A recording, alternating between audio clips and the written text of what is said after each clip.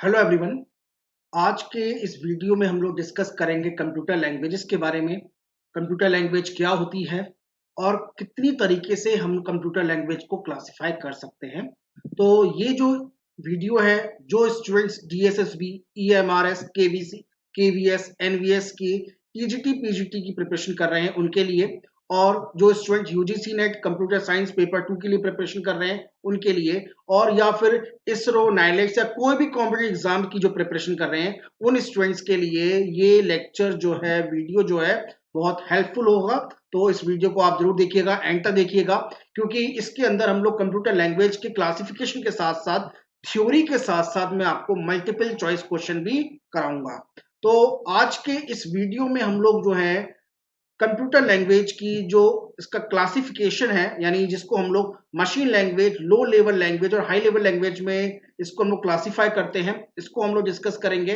तो जैसा कि मैंने बताया, ये जो वीडियो है DSSB, EMRS, KVS, NVS, UGC NET, नाइलेक्स, इसरो या फिर जो भी कॉम्पिटिटिव एग्जाम्स में कंप्यूटर फंडामेंटल आता है उनके लिए बहुत हेल्पफुल होने जा रहा है। तो इस चैनल को अगर अभी तक आपने सब्सक्राइब नहीं किया है, subscribe the channel and don't forget to like this video. तो चलिए हम लोग अपने लेक्चर की तरफ चलते हैं। तो सबसे पहले हम लोग ये समझने की कोशिश करते हैं कि कंप्यूटर लैंग्वेज या फिर प्रोग्रामिंग लैंग्वेज, जिस भी हम लोग तरह से हम लोग डिस्कस करते हैं, तो कंप्यूटर लैंग्वेज को हम लोग कभी अपनी टर्म्स में प्रोग्रामिंग लैंग्वेज भी कहते हैं। तो प्रोग्रामिंग लैंग्वेज का मतलब क्या होता है या फिर कंप्यूटर लैंग्वेज का क्या मतलब होता है? तो कंप्यूटर लैंग्वेज जो है एक सेट ऑफ इंस्ट्रक्शंस होते हैं जिनकी हेल्प से हम लोग जो है अपने कंप्यूटर को कमांड करते हैं कि उसे स्पेसिफिक टास्क को करने के लिए।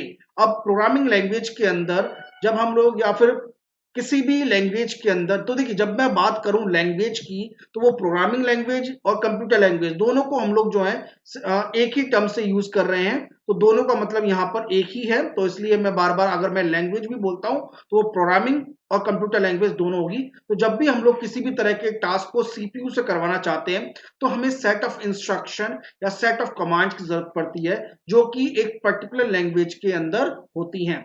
तो यहाँ पर आपको प्रोग्रामिंग लैंग्वेज के अंदर जो है कीवर्ड्स मिलते हैं, और हर लैंग्वेज का अपना एक सिंटैक्स होता है। जैसे सी लैंग्वेज का, सी प्लस प्लस लैंग्वेज का, जावा का अपना सिंटैक्स है, उसी तरह से हम लोग देखें तो किसी भी लैंग्वेज का जो है अपना सिंटैक्स होता है।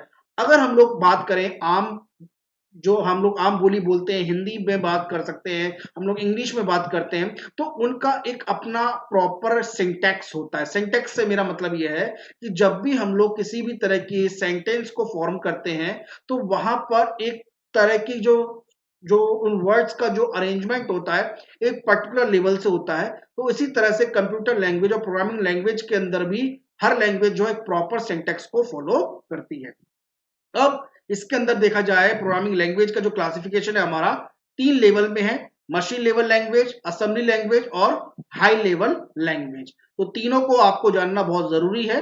तो machine level language, assembly language और हाई लेवल लैंग्वेज। तो इस फिगर से हमें देखने को मिल जाता है कि अगर हम लोग इस पिरामिड के स्ट्रक्चर की बात करें, तो पिरामिड स्ट्रक्चर के अंदर अगर आप देखें तो आपको दिख रहा होगा कि जो हार्डवेयर है वो सबसे नीचे है, देन उसके ऊपर हमारा मशीन लैंग्वेज है।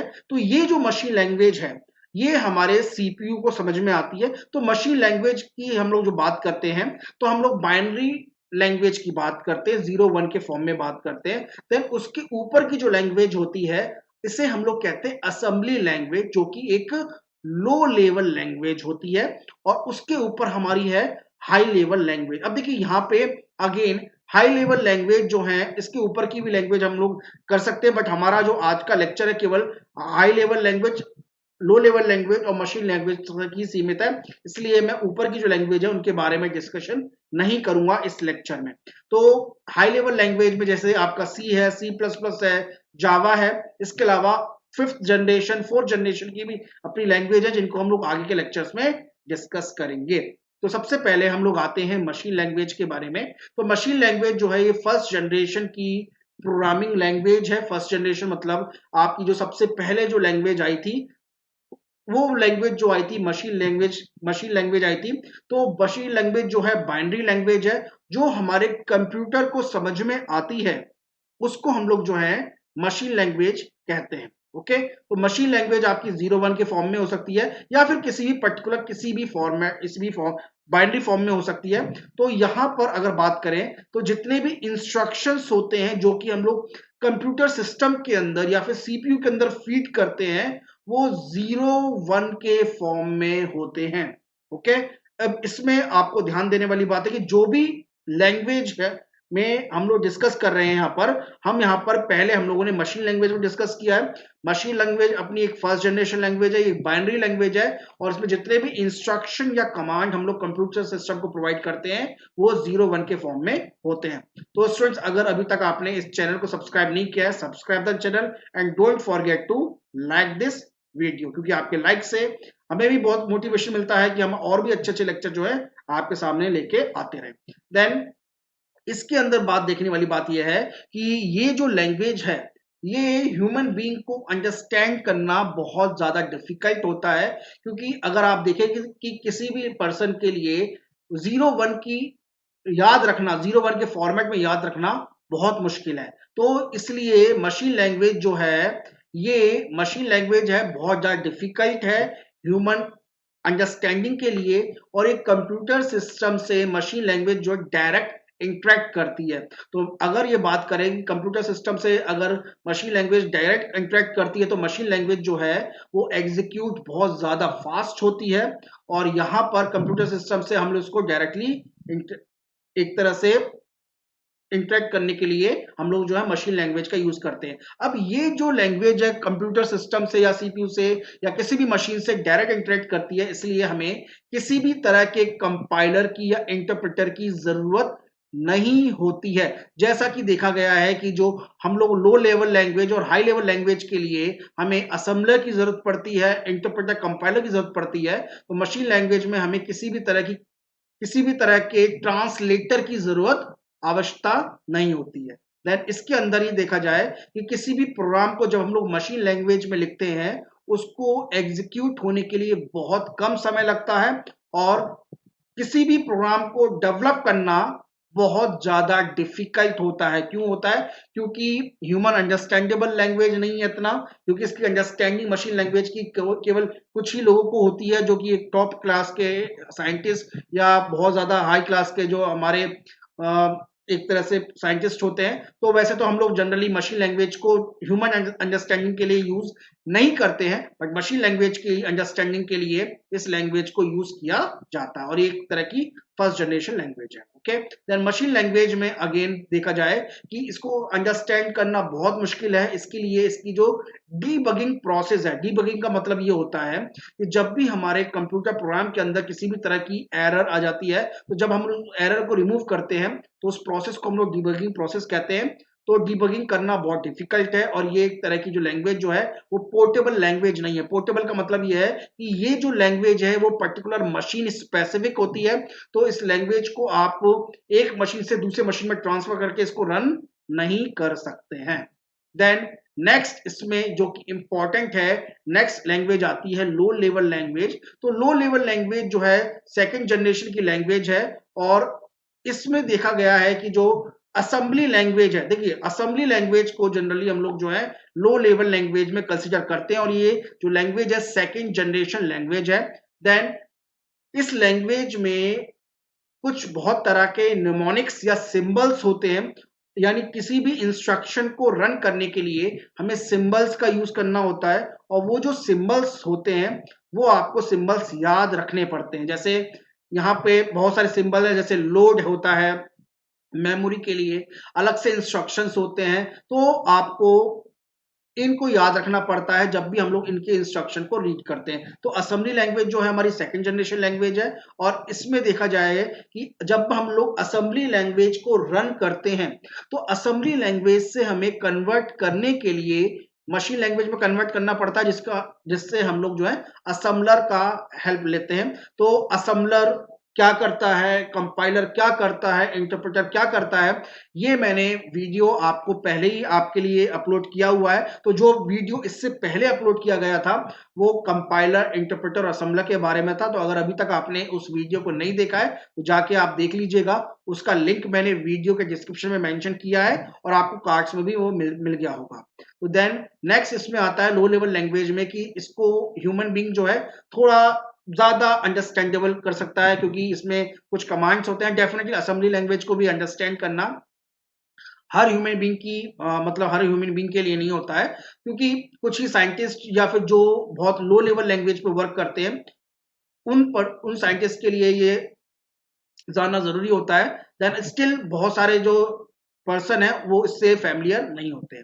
देन नेक्स्ट आता है कि किसी भी प्रोग्राम को डेवलप करना लो लेवल लैंग्वेज में as compare to machine language easily होता है। तो यहाँ पे कम समय लगता है प्रोग्राम को डेवलप करने के लिए, क्योंकि ह्यूमन अंडरस्टैंडेबल लैंग्वेज होती है। हाँ, डिबगिंग भी इजी है as compare to machine language. हाँ, डिबगिंग की अगर बात करें तो अगर हाई लेवल लैंग्वेज की बात करें तो हाई लेवल लैंग्वेज में डिबगिंग जो होती है वो सबसे ज्यादा इजी होती है। देन ये लैंग्वेज पोर्टेबल लैंग्वेज है, आप आसानी से एक मशीन से दूसरी मशीन में इस लैंग्वेज को रन कर सकते हैं। देन ये लैंग्वेज जो मशीन डिपेंडेंट लैंग्वेज होती है, क्योंकि लो लेवल लैंग्वेज स्टिल ये जो है मशीन डिपेंडेंट होती है, तो इसके लिए आपको ध्यान में रखना पड़ता है। देन सबसे इंपॉर्टेंट जो आती है लैंग्वेज हमारी हाई लेवल लैंग्वेज होती है। तो हाई लेवल लैंग्वेज के मैं कुछ एग्जांपल दूंगा, सी प्लस प्लस, जावा और भी बहुत तरह के जो डॉट नेट है, सारी जो है हाई लेवल लैंग्वेज है। हाई लेवल लैंग्वेज से हमारा मतलब है कि वो लैंग्वेज जो कि ह्यूमन अंडरस्टैंडेबल होती है और आसानी से ह्यूमन रिकॉग्नाइजेबल होती है। ये जो लैंग्वेज है थर्ड जनरेशन प्रोग्रामिंग लैंग्वेज है। तो थर्ड जनरेशन प्रोग्रामिंग लैंग्वेज ये लैंग्वेज है, इसको आसानी से ह्यूमन बीइंग जो है अंडरस्टैंड कर सकता है। इसके अलावा इसमें कमांड्स को करने के लिए, प्रोग्राम को डेवलप करने के लिए प्रॉपर वे में लैंग्वेज को सीखना जरूरी होता है। Okay, then Fortran, Pascal, C plus plus, Java, COBOL जो है ये हाई लेवल की लैंग्वेज है। इसमें कुछ एग्जांपल मैंने आपको दिए हैं। देन इसके बाद आता है कि किसी भी तरह के हाई लेवल लैंग्वेज को रन करने के लिए आपको, मतलब हाई लेवल लैंग्वेज को एग्जीक्यूट करने के लिए मशीन के अंदर आपको स्पेशल काइंड ऑफ सॉफ्टवेयर की जरूरत पड़ती है, जो कि आपकी एक तरह से बोला जाए उनको, वो जो सॉफ्टवेयर होते हैं उन सॉफ्टवेयर को हम लोग कंपाइलर या फिर इंटरप्रेटर कहते हैं। तो कंपाइलर और इंटरप्रेटर की हेल्प से आप इस लैंग्वेज के प्रोग्राम को आसानी से एग्जीक्यूट कर सकते हैं किसी भी मशीन में। तो आपको एक ट्रांसलेटर की जरूरत पड़ेगी जो कि आपकी लैंग्वेज को हाई लेवल लैंग्वेज से मशीन लैंग्वेज में कन्वर्ट करेगा, और उसके लिए हमें कंपाइलर या इंटरप्रेटर की जरूरत पड़ती है। देन इसी के अंदर देखा जाए कि इस लैंग्वेज के अंदर, हाई लेवल लैंग्वेज के अंदर आसानी से हम लोग लैंग्वेज को सीख सकते हैं, इसके लॉजिक को सीख सकते हैं, इसको स्ट्रक्चर को सीख सकते हैं। तो इसलिए जो है ये ह्यूमन अंडरस्टैंडेबल और ह्यूमन रिकॉग्नाइजेबल जो है सबसे बेस्ट है। देन डीबगिंग करना इस लैंग्वेज में आसान है एज कंपेयर टू दूसरी लैंग्वेज का, और इसमें नए प्रोग्राम को डेवलप करने के लिए हमें कम समय की जरूरत पड़ती है, क्योंकि आसानी से रिकॉग्नाइजेबल है। बट हाँ, डेफिनेटली इस प्रोग्राम इन जब भी कब किसी भी प्रोग्राम को हाई लेवल लैंग्वेज में लिखते हैं तो उसमें एग्जीक्यूट होने के लिए उसको ज्यादा समय लगता है, क्योंकि पहले हमें उसे ट्रांसलेट करना होता है कंपाइलर और इंटरप्रेटर में, तब जाके वो जो है एग्जीक्यूट होती है। ये लैंग्वेज भी जो पोर्टेबल लैंग्वेज है, और पोर्टेबल लैंग्वेज का मतलब ये होता है कि जब भी हम लोग जो है किसी भी लैंग्वेज को, बोला जाए कि किसी भी लैंग्वेज में हम लोग जो कन्वर्ट करते हैं, यानी हमें पहले किसी भी लैंग्वेज को हम लोग जो है एक मशीन से दूसरी मशीन में आसानी से रन कर सकते हैं हाई लेवल लैंग्वेज की अगर मैं बात करूं। ओके, और ये एग्जीक्यूट होना इसका लिए थोड़ा स्लोली होता है एज कंपेयर टू दूसरी लैंग्वेज में। तो ये पॉइंट जो है इसको मैं आपको मेंशन कर देता हूं, क्योंकि ये पॉइंट जो है आपको बता रहा है कि इसमें एग्जीक्यूट होना आपके लिए थोड़ा स्लोली होता है एज कंपेयर टू दूसरी लैंग्वेज का।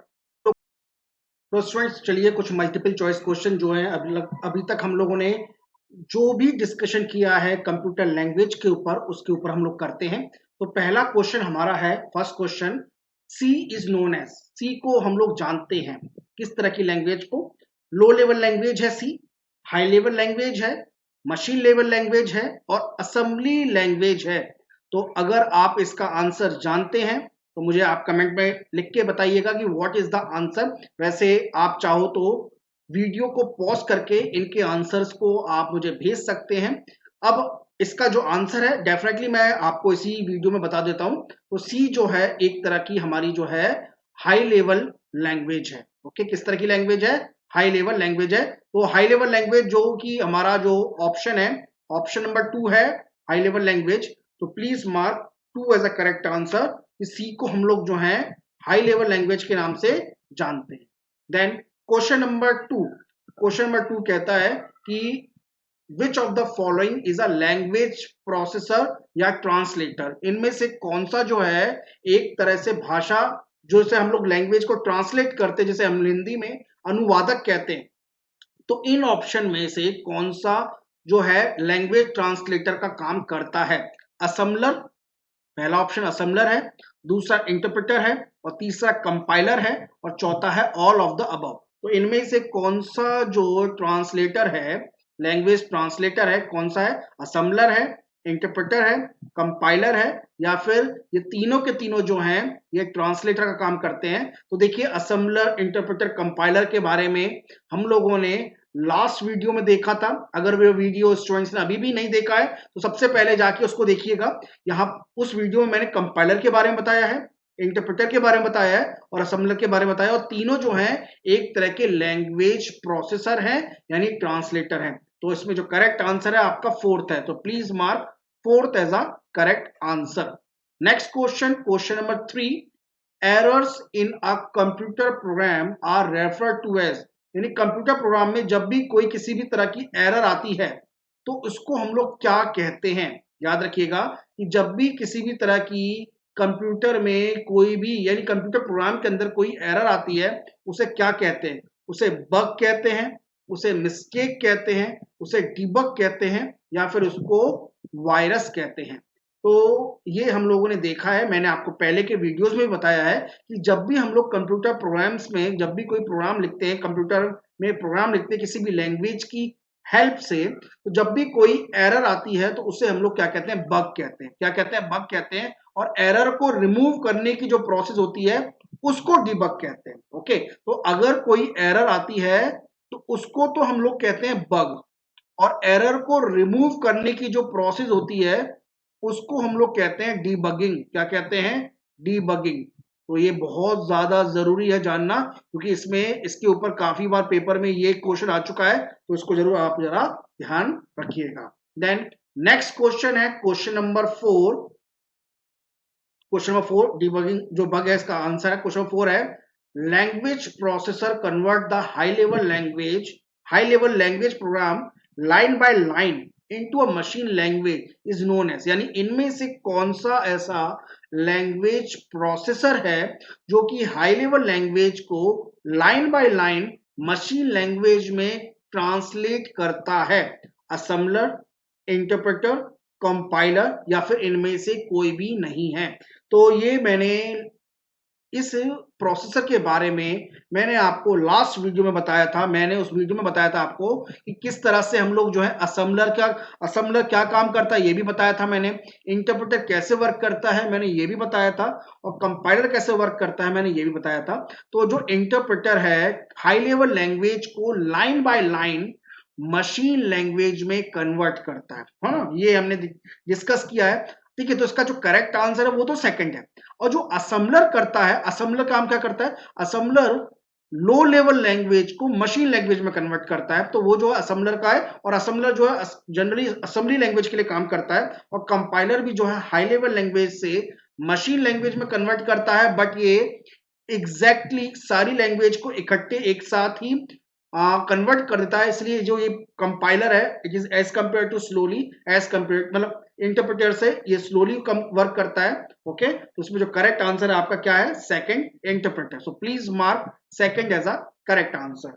Next question, question number 5, which of the following is not a programming language या फिर कंप्यूटर लैंग्वेज? इनमें से कौन सा एक ऑप्शन जो है वो प्रोग्रामिंग लैंग्वेज नहीं है या फिर कंप्यूटर लैंग्वेज नहीं है? पास्कल, माइक्रोसॉफ्ट ऑफिस, जावा, या फिर सी प्लस प्लस?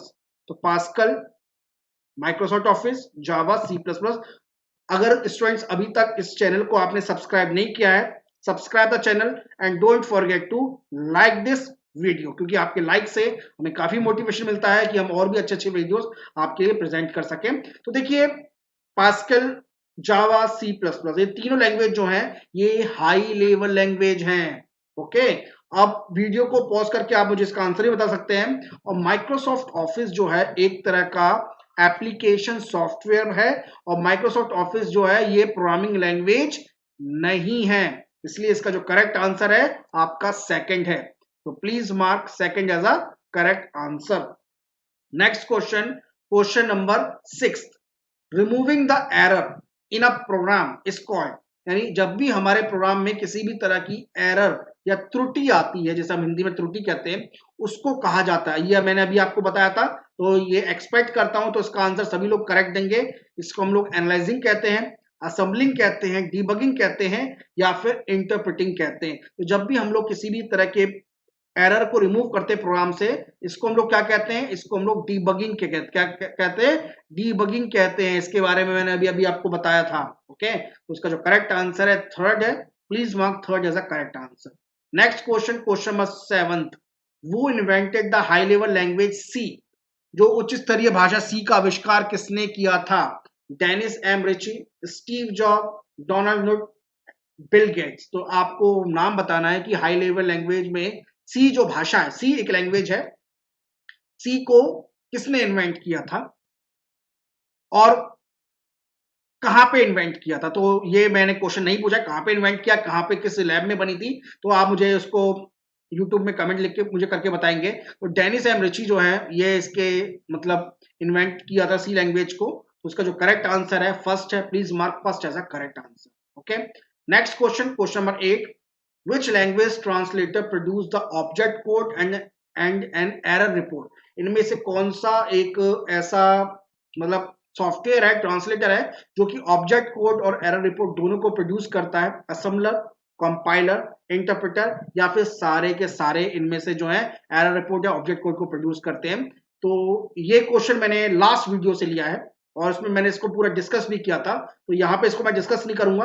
इस क्वेश्चन को डिस्कस करने के लिए आप लास्ट वीडियो में चले जाइएगा, जाके देखिएगा। तो यहाँ पे मैंने डिस्कस किया था कि कंपाइलर, तो कंपाइलर एक ऐसा ट्रांसलेटर है, ऐसा सॉफ्टवेयर है जबकि जब भी कोई ऑब्जेक्ट कोड यानी किसी भी तरह की प्रोग्राम में कोई एरर आती है तो उसका एरर रिपोर्ट जनरेट करता है। और कंपाइलर जो है हाई लेवल लैंग्वेज को सबसे पहले ऑब्जेक्ट कोड में कन्वर्ट करता है, जो कि लो लेवल लैंग्वेज होती है, तब जाके इसको ये मशीन कोड में कन्वर्ट करता है। तो उसका जो करेक्ट आंसर है वो सेकंड है। ओके, तो स्टूडेंट्स ये तो थे आज के क्वेश्चंस आपके लिए और आज का वीडियो। अगर आपको पसंद आए तो भाई लाइक करना मत भूलिएगा, आपके लाइक से बहुत हमें भी मोटिवेशन मिलता है कि हमारी टीम आपके लिए और भी अच्छा काम करे। और इसके अलावा आपको किसी भी टॉपिक पे, पर्टिकुलर किसी टॉपिक पे कोई लेक्चर चाहिए ना, तो मुझे बताइएगा, मुझे यूट्यूब पे कमेंट करके बताइएगा। और अगर अभी तक आपने हमारे टेलीग्राम चैनल को ज्वाइन नहीं किया है तो भाई जाके उसको भी ज्वाइन कर लीजिएगा, उसका लिंक भी मैंने वीडियो डिस्क्रिप्शन में मेंशन कर दिया है, आप जाके जरूर करिएगा। ओके, और इसके अलावा कोई भी और कोई सवाल है आपका तो आप हमसे जरूर पूछेगा। तो इस चैनल को सब्सक्राइब करना मत भूलिएगा और लेक्चर को लाइक करना मत भूलिएगा। तो मिलते हैं नेक्स्ट वीडियो में। Thank you.